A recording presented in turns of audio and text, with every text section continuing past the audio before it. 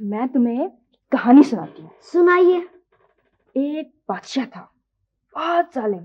یہ بادشاہ یہ تو بہت ظالم ہوتے ہیں یا بڑے مہربان؟ آخر نارمل کیوں نہیں ہوتے؟ چپ رہو نا. اچھا چپ ہو گیا بس. اس بادشاہ کے باغ میں ایک بلبل رہتی تھی جو روز صبح صبح گانا گاتی تھی. لوگ دور دور سے اسے گانا سننے آتے تھے. بلبل کا گانا لوگوں کو بغضاء کرنے کے لیے اور کچھ نہیں ملتا.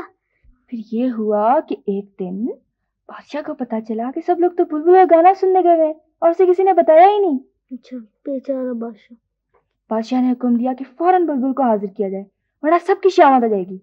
چارہ شہزادہ بھی ڈھونڈنے نکلا. سارا دن بلبل کو ڈھونڈتا پھرا. پھر رات کو کیا ہوا کہ شہزادہ تھک ہار کر ایک درخت کے نیچے بیٹھ گیا. بھوکا پیاسا, نیند بھی نہیں آ رہی تھی اسے. کیونکہ اس کے بازو میں کسی کے کرانے کی آواز آئی.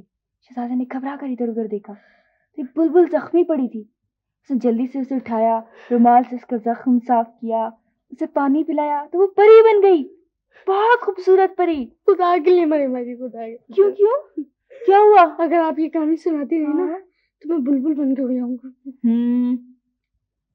اچھی نہیں ہے کہانی. نہیں بہت اچھی بہت اچھی.